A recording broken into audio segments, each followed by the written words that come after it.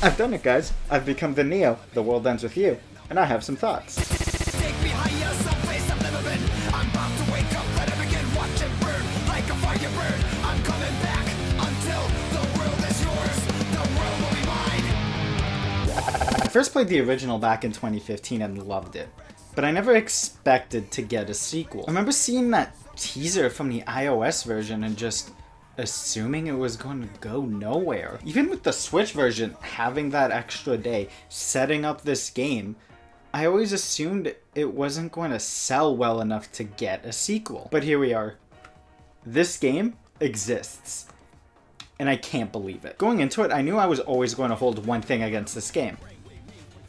It wasn't on DS or 3DS. It sucks that we're never going to see a combat system like the originals ever again, because it was so tied to the system that it was released on. I can't blame them for putting this game on Switch and PS4 over the 3DS. But man, it's such a shame that original combat system only had one chance. Grievances about it aside, how is Neo? First off, I am the target audience for this game, so I'm just going to be a little biased towards the game as a result. That being said, I f***ing love this game. I do have complaints though, because I always have nitpicks with games I really like. Let's just get those out of the way first. Some of these enemies, straight up, aren't fun to fight. The worst for it was the chameleon. One of my favorite tropes in video games is when a boss gets demoted to a regular enemy.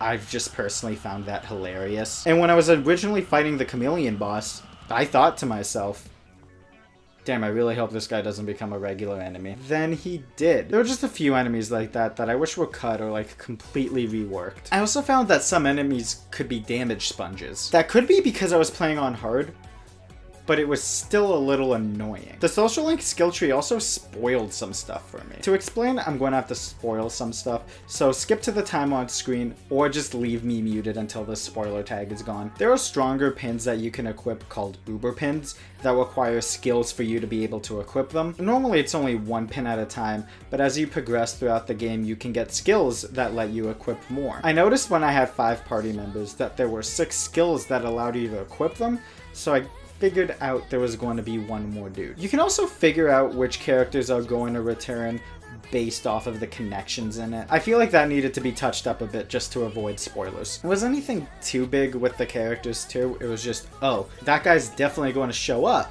if he's connected to this guy. There's one thing that it's kind of spoilery, so I'm going to talk about it here, but it isn't really connected to the social link. I really wish Sugami had a bigger on-screen presence. I feel like she should have been more prevalent when she was the first thing we saw of this game 9 years ago. But who knows how much the story of this game has changed since then. Spoilers and nitpicks done. On to actual complaints. As the game progressed and the combat system got deeper and deeper, the game just ran worse and worse on Switch. This was actually a big worry of mine.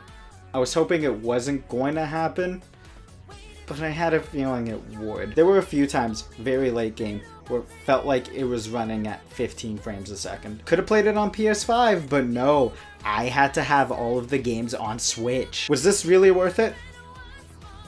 Yes. The Switch is in such a weird spot right now that I didn't expect it to run a lower budget JRPG that well. So if you're going to get it, maybe get it on PS4 so it runs better. I saw a clip of it on Reddit and it really threw me off when the game was running at 60. Another complaint I have, which is honestly just the problem with this whole series, is that it always feels the need to give side characters a thing, like Number Man or Reversey Man.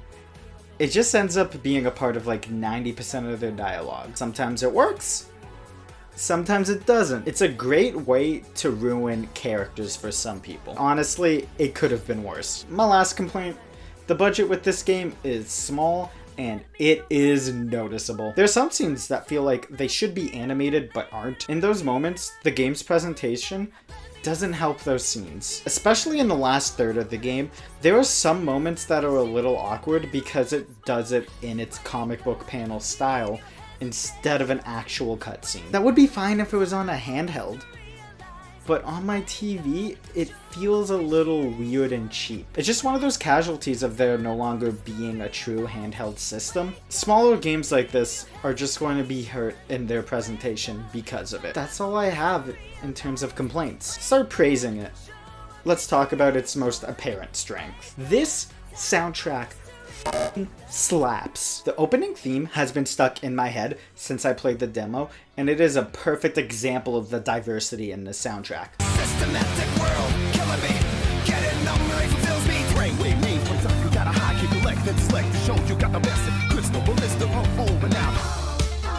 The rhythm's gonna set me free. Hey, baby. Wretched silence, we king yourself. We're losing you, we're losing you. It hits the same genres that the original game does, but tosses in some heavier songs into the mix. The Screamo really threw me off when that first came up. I'm happy it's as good as it is, because it is not a TWEWY game if you're not bobbing your head while playing it. It's by far the best soundtrack of the year so far, and I am fully ready for it to get snubbed at the Game Awards.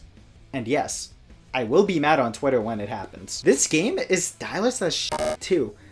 It perfectly nails the vibe it's going for and expertly maneuvers around its small budget to make it happen. As I mentioned earlier, the combat gets better and better as the game goes on. Each party member gets a pin that does an attack, and each attack can use one of 6 button inputs. When you have a full party and you are perfectly balancing cooldowns, this game gets really fun. And a lot of that fun comes from the groove mechanic. When certain conditions are met, it will cause a circle to appear around an enemy, and if you attack them with a different pin before that circle runs out, you will build up a special attack. Later on, you'll get a skill where each pin has a sweet spot in the circle that will give more special. It's a great addition to promote timing your attacks instead of spamming. The combat is at its best when you have a full party with a pin set that synergizes with each other very well, and you're constantly swapping attacks and perfectly timing the groove gauge. Much like the original, when you get into a flow state with this game, it is a f***ing blast. I love how this game handles its difficulty too. You can change at any time, and all it does is make enemies harder and increases drop rate. You can also lower your level down to level 1 if you like, to further increase drop rate. The philosophy with the difficulty in these games is that it doesn't care what you play on, but it will reward you with a better drop rate if you want to play on harder difficulties. And if it gets too hard, put it on easy, who cares? You're just going to get worse pins. That philosophy is also present with how you fight enemies. Much like the original, you can chain enemies together and find them in waves, which increases drop rate. Through this game's skill tree, you can increase that number to 20. If you want, you can go on the ultimate difficulty, lower your level from 99 to 1, and fight a 20 chain of enemies and get the best drop rate possible. But if you die, you're going to have to start from round 1 again. These games have a really good risk and reward system without punishing you for not taking those risks. That skill, and honestly a lot of the skills that are in the skill tree, gives me the impression that the devs really understood this game's combat system, and as a result, the game is just more fun. There were a lot of skills that I thought were really unique and tailored to this game. Outside of combat, a lot of what you can do in this game's overworld isn't the most interesting from a gameplay perspective, but is super neat from a narrative perspective. Like Rindo's time travel ability. Realistically, all you're doing is going back in time, talking to someone, and then returning to the present. Kinda lame from a gameplay point of view. Narratively, it is super cool, and they really take that concept places. Which brings me to the writing. This game's story is f***ing great. It does such a great job setting everything up and building up intrigue until the final hours of the game where it finally answers everything. Even just like playing the original and looking at this game's cover. Why the hell is that guy here? I want to make a video about this game's ending, but I'm not entirely sure how to go about that yet. I wasn't disappointed with any reveal in this game, which I find pretty rare for JRPGs. I'm excited to replay this game at some point and see all of the foreshadowing. There's just a lot of points in this game where you know they're trying to set up something, but you're just not entirely sure what it is yet, and you really want to know. During one boss fight, I remember taking a mental note of something that seemed a little sus, and then it was actually foreshadowing something. I don't want to say what it is because of spoilers, but that was easily one of my favorite bits of foreshadowing in any game. For the most part, the characters are fantastic, and the main cast is incredibly solid. The relationships feel real and develop nearly perfectly. Rindo and Fret really call each other by their real names. Like, I'm pretty sure the first time he calls him Rindo instead of Rindude, is when he introduces him to someone else. There's one part where Rindo is texting someone and then he accidentally sends the message before he finishes typing it and gets annoyed at himself.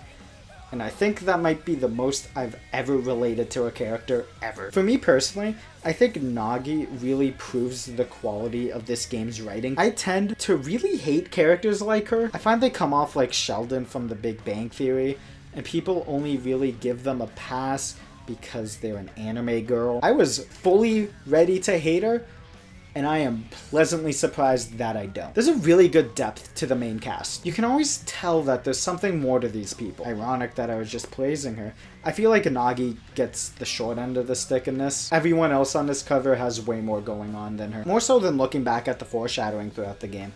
I'm excited to examine Rindo's arc. I find Neku's arc from the original pretty perfect for the theme of the game, and I want to see if Rindo's can compare to his when put under a microscope and fully examined. The writing in this game stacks up, and even surpasses the original in some cases, so I'd love to see how that one thing compares. I feel like the best way to sum up my time with Neo The World Ends With You is that this game lives up to its potential and doesn't disappoint. I find that the most disappointing games tend to not live up to their potential. And thank God this isn't one of them. I love everything that this game does from a gameplay and story perspective.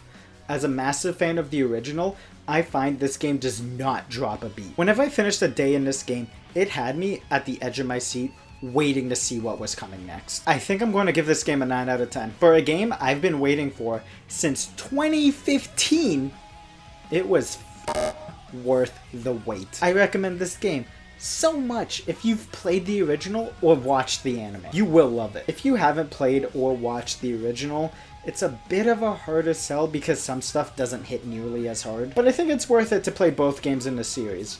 They are truly fantastic and they both deserve your attention. The fact that Neo can stand beside the original makes me so happy. This game is going to get snubbed so hard at the Game Awards. Do you agree? Think I'm an idiot? Comment down below.